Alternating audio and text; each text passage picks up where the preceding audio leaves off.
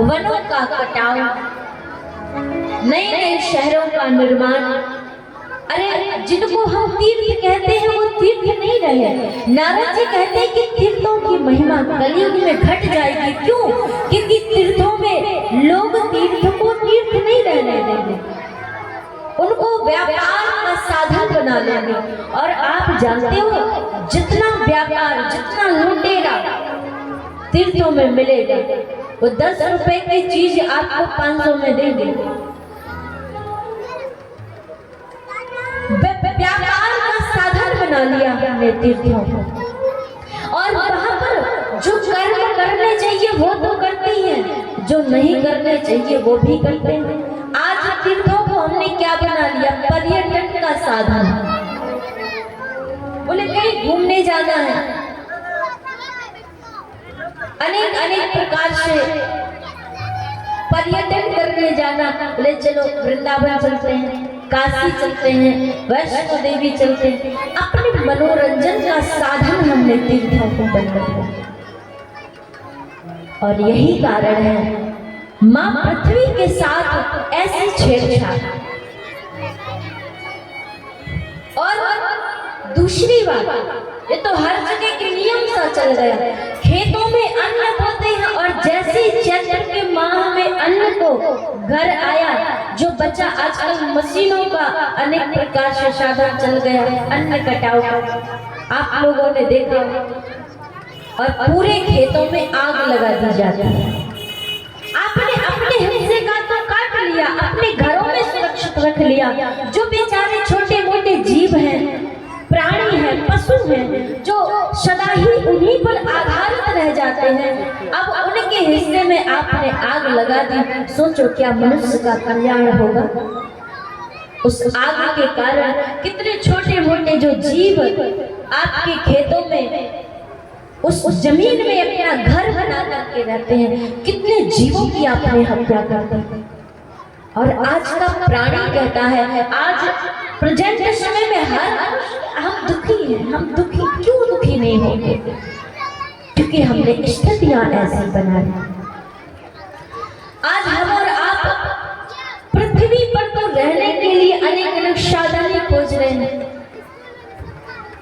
कई बार बड़े बड़े सेलिब्रिटी, हम तो चंद्रमा पर प्लॉट खरीद लिए। चंद्रमा कोई रहने की जगह है? हमने इस पर विजय पाली, उस पर, किस पर विजय पाली? विजय तो दुश्मनों पर पाई जाती। चंद्रमा पर अगर आप पहुंच गए तो वो विजय पाना हुआ? सोचो जरा, विजय किस पर पाई जाती है? विजय पाई जाती है शत्रुओं पर। क्या चंद्रमा आपका शत्रु है? या फिर अन्य ग्रहों की बात आए, क्या वो भी आपके शत्रु हैं? भगवान को अगर जीव का उपार्जन, जीवन प्रदान करना होता तो भगवान हम और मनुष्यों को भी चंद्रमा पर रहने के लिए जगह देते। वो खुद निर्माण करते। जब उन्होंने सारी सृष्टि का निर्माण किया, ऐसे ऐसे सुंदर पहाड़, पर्वतों का, नदियों का, समुद्र का, झीलों का, ऐसे ऐसे रंग बिरंगे पुष्पों का, अनेक फलों का, और हर एक चीज का, संसार में अनेक, इतनी प्रजा है, इतना जनमानस की संख्या है। आप जानते हो हर मनुष्य को भगवान ने अपनी कला से अलग ही बनाया। हर किसी की नाक अलग, किसी के कान, किसी के चेहरे का, सबको भगवान ने अलग अलग सांचे में ढाल के भेजा। और हम उस परमात्मा की बनाई हुई रचना के साथ खिलवाड़ करें। हम अपने हाथों से बनाई हुई मूर्ति का सम्मान करते हैं। आज आपने माँ जगदम्बा की मूर्ति को बनाया, उनको प्रणाम किया, सजाया, आरती की, पूजा की, वंदन किया। क्यों? क्योंकि आपको अपनी कला पर बड़ा अभिमान है, बड़ा गौरव है। अरे ये मूर्ति हमने बनाई है, ये माता जी का निर्माण हमने अपने हाथों से सजाया है। सोचो, और अगर उसी मूर्ति को कोई आकर बिगाड़ दे, आपको गुस्सा आएगा, क्रोध आएगा कि नहीं आएगा? अगर आपके द्वारा बनाई हुई आर्ट को कोई बिगाड़ के चला जाए तो आपको कितना क्रोध आएगा? सोचो, हम आप सब जो बैठे हैं ये सब कौन है? ये भगवान के द्वारा बनाई हुई मूर्तियां हैं। हम सबको किसने बनाया? आपने खुद ने तो बनाया नहीं है। मनुष्य हर चीज बना सकता है, पर ये भगवान की रचाई हुई ये जो सृष्टि है, ये जो जनमानस है, भगवान ने हर एक मूर्ति को कितने अच्छे ढंग से संवारा है। हम जब भी आईने के सामने जाते हैं तो अपने आप को जब आप देखते हो तो आपको लगता है कि संसार में हमसे अच्छा और कोई नहीं, वो चाहे कितना भी बदसूरत इंसान क्यों ना हो, लेकिन जब वो आईने के सामने जाता है तो उसको लगता है कि संसार में सबसे अच्छा, सबसे सुंदर दिखने वाला मैं ही। क्यों? क्योंकि ये भगवान की बनाई हुई रचना है। आपको अपनी बनाई हुई कला पर गुमान है और भगवान की बनाई हुई रचना को हम बिगाड़ने में लगे हैं, तो क्या प्रकृति, ये पृथ्वी माता, ये सूर्य, ये चंद्र, ये गगन, ये धरा आपको क्षमा करेगी? कभी नहीं करेगी। इसीलिए महाराज सब कुछ जितना भी संसार में है, और देखना अभी भी आप देखो धीरे धीरे हमारे जो खेत हैं, जमीन है, उनमें धीरे धीरे अन्न का उपार्जन कम होने लगा। हमारे दादा परदादा के जमाने में उसी जितना उनके पास पर्याप्त जमीन था उसमें समस्त परिवार का पालन हो जाता था। धीरे धीरे कम होता जा रहा है। क्यों? जैसे जैसे अधर्म बढ़ेगा, पापाचार बढ़ेगा, ये पृथ्वी अपने रत्नों को अपने गर्भ में अंतर्निहित करती जाएगी। तब राजा पृथु ने कहा कि अगर पृथ्वी की इतनी औकात, इतना सामर्थ्य कि मेरे होते हुए सब कुछ अपने गर्भ में छुपा लिया, तो राजा पृथु ने माता पृथ्वी को धनुष बाण लेकर के आज मैं तेरा वध कर दूंगा। क्यों तुमने सब कुछ अपने गर्भ में छुपा लिया? इस प्रजा को भगवान ने तुम्हें बनाया किस लिए? ताकि तुम प्रजा का पालन करो। कोई एक बीज बोए तो तुम हजारों दो। इन सारे जनमानस को तुम अपने पुत्र के भांति पालन करो, पर तुम अपने पुत्रों को ही अन्न देने से इनकार करोगी तो मैं तुम्हें छोड़ूंगा नहीं। आगे आगे धनुष बाण लेकर के महाराज जब पृथु दौड़ पड़े तो धरा, ये भूमि गौ का रूप बना करके भागने लगी, मेरी रक्षा करना। ब्रह्मा जी के पास गगन में गई पर किसी ने रक्षा नहीं।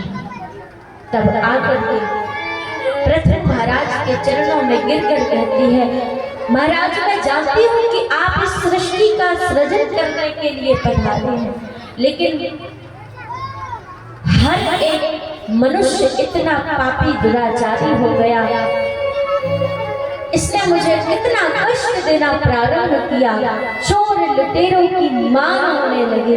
तब जाकर हे नाथ मैंने सब अपने गर्भ में छुपा लिया है, मुझे क्षमा करो। तब पृथु महाराज ने कहा कि देखो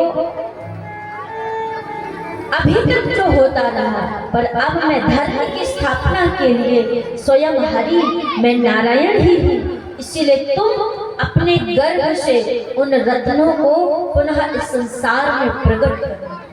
तो पृथ्वी माता रूपी गौ ने कहा कि बिना बछड़े के गौ माता कितना भी दुग्ध आपको प्रदान करना चाहती हूँ, पर बिना बछड़े के आप गौ का दुग्ध दोहन नहीं कर सकते।